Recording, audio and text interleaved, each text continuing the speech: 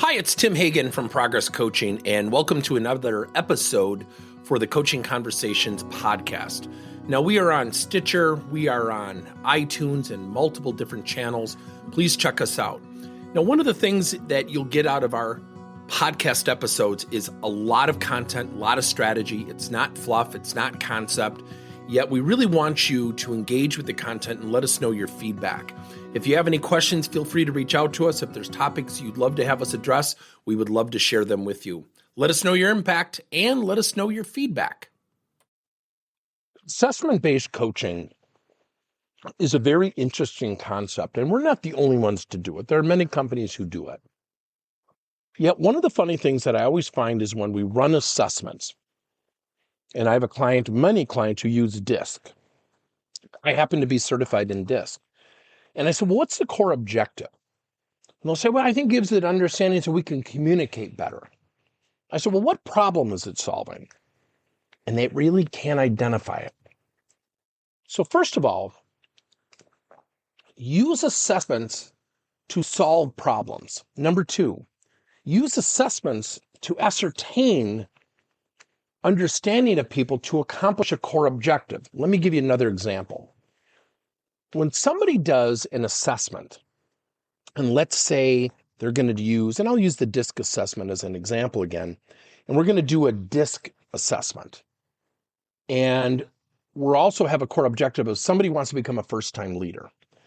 That's different than just doing the DISC assessment, but now how do we use the DISC assessment to actually map out not only a coaching strategy and plan, but use the understanding of the DISC results so we have context of what we can do and how we can do it to help promote improvement so that person can move in the direction of becoming a first-time leader.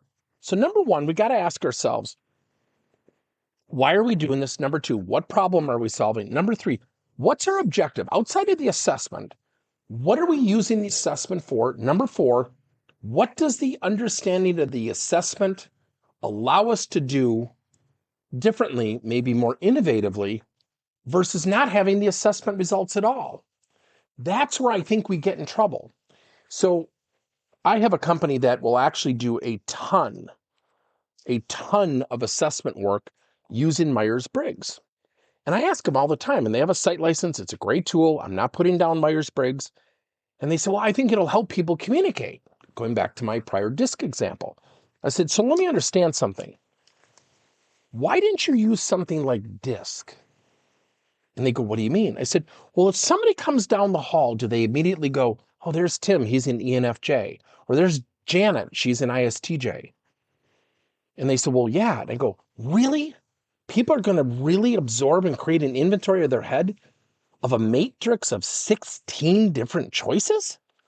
Versus, here comes Tim, he's a high I. Now, I'm not saying DISC is better than MBTI. That's not what I'm saying. What I'm saying is, in terms of communication, which is the easier, helps us solve our core objective to communicate more effectively. And by the way, what's the output? How are we measuring it? So let me give you a last bit of an assessment on assessments. We spend a lot of money, especially in the United States, doing assessments. And I think that we on the vendor side, we go and get certified. I'm certified in about 3 or 4 platforms.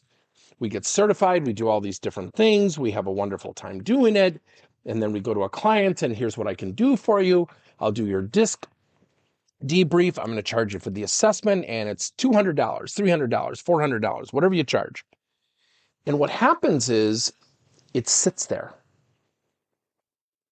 It doesn't go anywhere after that. So here's our challenge. How do we use the understanding of a DISC or an assessment set of results to solve a problem, to allow us to do something differently? And how do we put it into a context, into a framework that it can be continually leveraged? Welcome to Coaching Plan. Let me give you another example. Years ago, I attended a conference in Milwaukee, Wisconsin around how to build a business plan, okay? And they gave you the components and, it was a good 2-day workshop. It was done really well, by the way. And then all of a sudden, afterwards, you're kind of left like, okay, now what do I do? I need further support. How do I put this into motion? What are the steps to building the plan? even though it was discussed over 2 days, that's a lot of information to absorb. It's the same thing with assessments. So when you have an understanding of who you are, which is self-awareness, but now you get into what we call assessment readings and, using, Myers-Briggs or DISC or EQ, here comes that person. Oh, that person's low in empathy. Here's how I need to communicate. That's a lot to assimilate.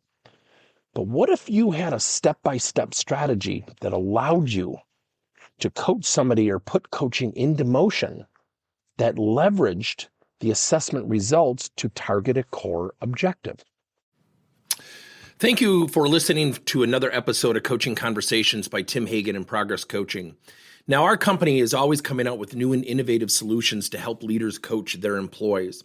And recently, we just created a new service called Coach to You, where leaders can pick and choose topics and assign 7 to 21-day programs for employees to learn and, more importantly, apply actions and then reflect and share what they're going to do going forward as a result of the learning.